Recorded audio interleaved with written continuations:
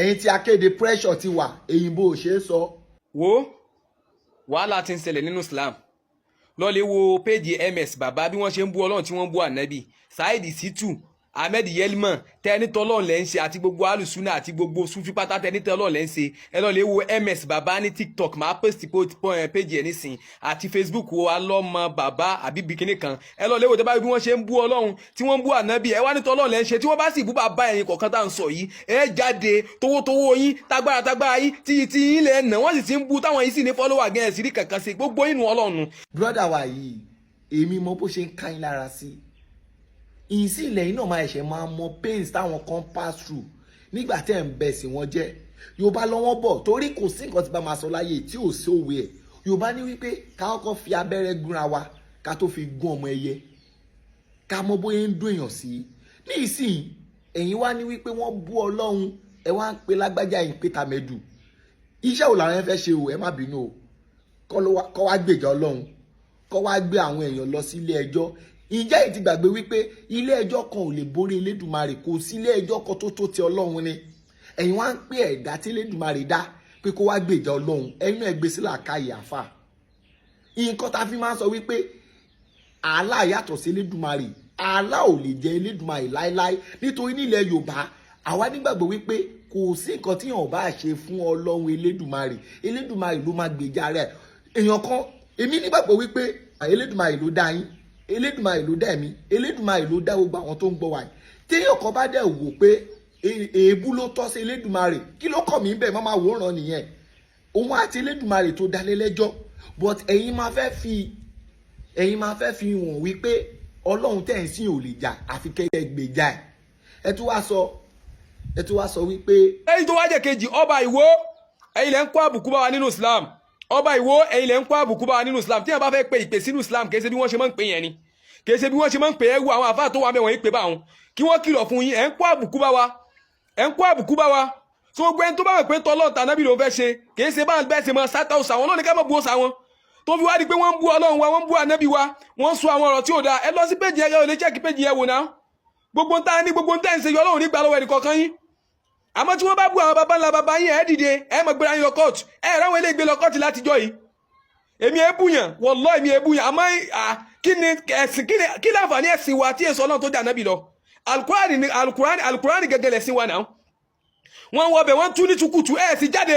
gbogbo yín pátá òjò pẹ̀lú Ọlọ́run kí la fi ń jolórí sí gbogbo ẹ̀yin aṣíwájú wa nínú ẹ̀sìn ní gbogbo ilẹ̀ yóò bá ẹ̀ rojọ́ pẹ̀lú Ọlọ́run wallahi azim kódà èmi tí mo ń sọ̀rọ̀ yìí pátí mi náà bá kó bẹ́ẹ̀ kú mi kọ́ lọ́hùn. ìsìn ilẹ̀ ń ṣẹ̀ṣẹ̀ mọ̀ wípé nǹkan tí ọba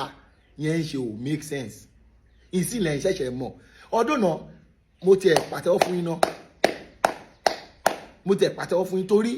ẹ̀yin ni àáfà àkọ́kọ́ tó kọ́ mọ̀ sọ wípé nǹkan tí ọba yìí ṣe ò dáa ẹ̀ ń ṣe ẹ̀sìn Islam kò sí nǹkan tó gbógun tì yín but ìkọjá àyè ni pé kẹ́ wá sọ wípé ẹ̀sìn tiyín ó dájú ẹ̀sìn tó gbé ń jọba lọ ìlànà tó gbé ń jọba kó tẹ́ ń ṣe ẹ̀sìn kí ni máa ń kó sí mi lẹ́nu a ò lẹ́sìn ilẹ̀ Yorùbá nǹkan tó fún yín ní agbára tí a fi ń respect ọba ẹ wá sọ wípé nǹkan yẹn ò dá mọ́ ẹ wá respect pé ká máa respect yín àti kọ́tẹ́ nígbàgbọ́ lé lórí èèyàn ní ìsìn mi ò fẹ́ jóye mò ń bú ìmáàmù mo ní ìmáàmù ò dáa mo tún wá lọ ń jàdú séríkì ẹ̀yin náà gbé sílà ká yàfà ní ìsìn mo sọ wípé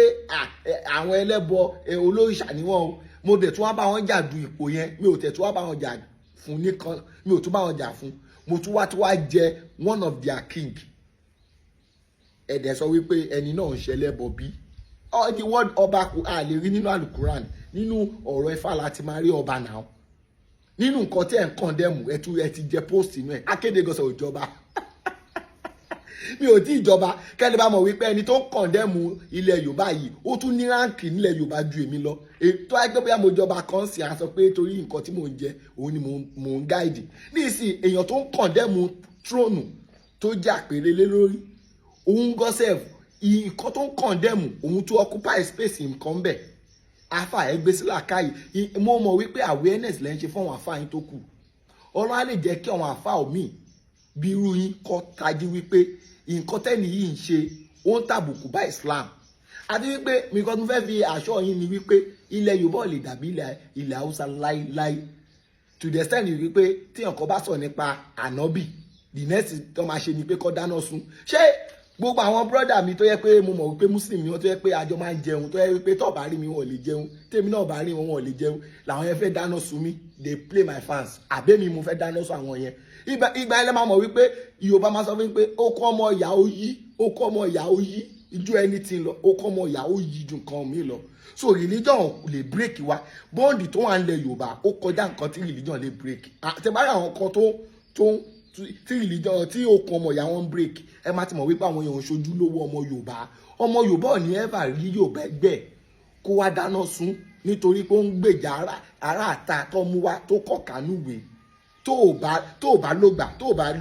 ìgbà tẹni ẹ ń ṣẹ̀ mí kò bá ṣẹ̀ mí o nǹkan tó kọ̀ ká nípa ẹni yẹn ló máa fi pa ẹni tó jẹ́ pé wọ́n jọ bí kan náà tó jẹ́ wípé wọ́n jọ jẹ́jẹ̀ kan náà tó jọ wá láti ibì kan náà máa pa fún ẹni tó yẹ pé ó kọ̀ kánúwèé àfà iṣẹ́ tẹ̀ ṣe mo gbé fún yín but awareness yín